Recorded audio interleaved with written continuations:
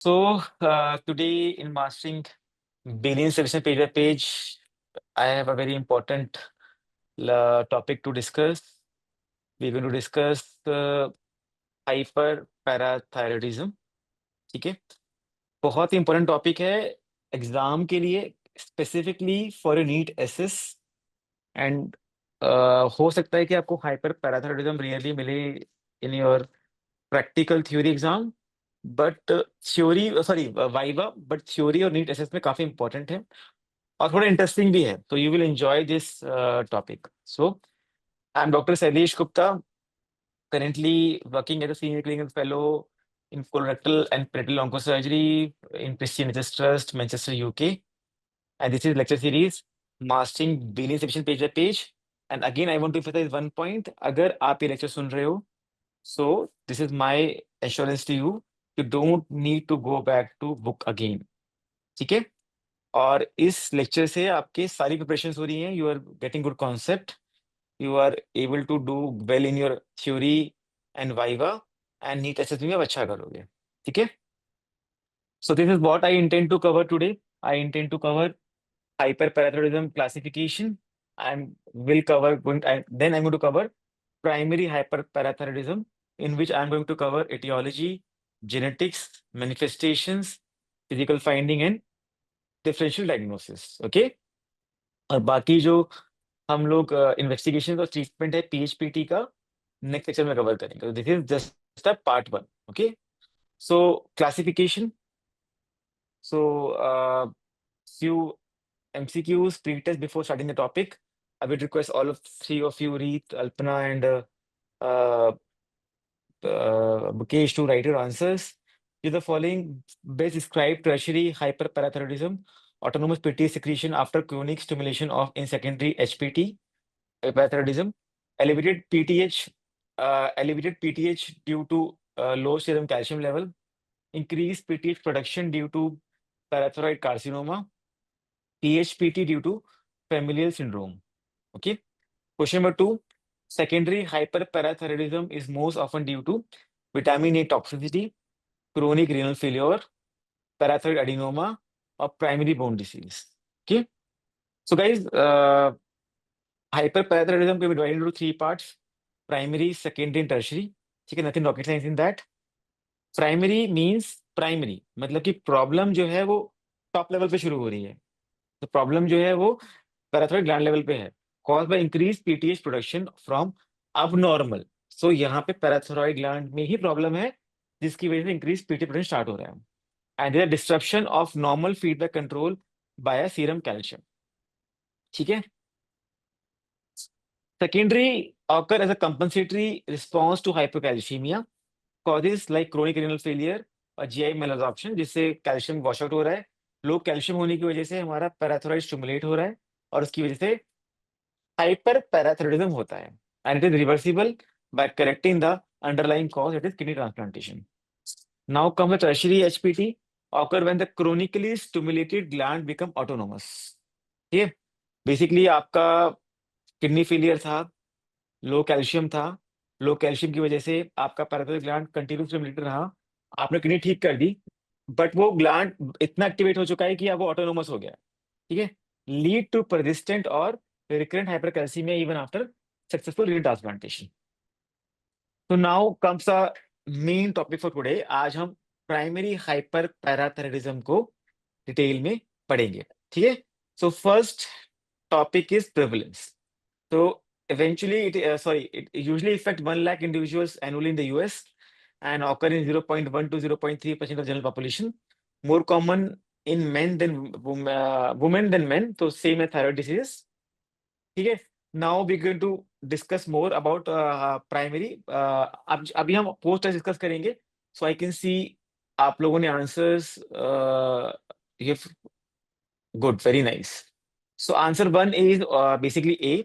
Basically tertiary के अंदर parathyroid gland इतना स्टिमुलेट हो जाता है कि उसके बाद उसका कंट्रोल नहीं रहता है। ठीक है, second is due to hypercalcaemia and most common is chronic renal failure. ठीक है, so now we going to discuss primary hyper parathyroidism aetiology. Primary hyperparathyroidism क्या था, जहां पे हमारे ग्लैंड में अबनॉर्मलिटी है। ठीक है, वो हम डिस्कस करेंगे। So few MCQs sorry guys, again यहाँ पे मैंने आंसर्स मार्क कर रखे हैं। Which are the following is recognise environmental risk factor for PHPT: exposure of ionised radiation, frequent NSAID use, alcohol consumption, or obesity.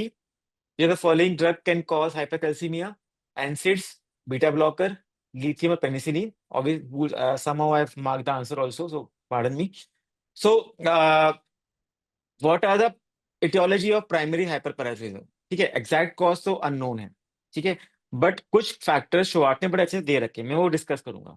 एक radiation exposure था, जिसके अंदर लो डोज थेरेपेटिक एनर्जिंग रेडिएशन एक कारण हो सकता है प्राइमरी हाइपरपायरिज्म होने का। लॉग लेटेंसी पीरियड होता है, मतलब कि अगर आज एक्सपोजर हुआ, ऐसा नहीं कि हमारे ग्लैंड नॉर्मल अभी हो जाएंगे, 30 to 40 years के बाद भी हो सकता है, ठीक है, एक्सपोजर के 30 40 का भी हो सकता है।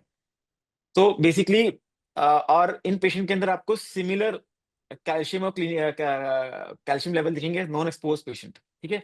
Higher PTH levels and more thyroid neoplasm आपको मिलेगा, मतलब कि अपार्ट फ्रॉम हाइपरपैराथायरॉयडिज्म आपको थायराइड नियोप्लाज्म के चांसेस भी इसमें इंक्रीज मिलेंगे।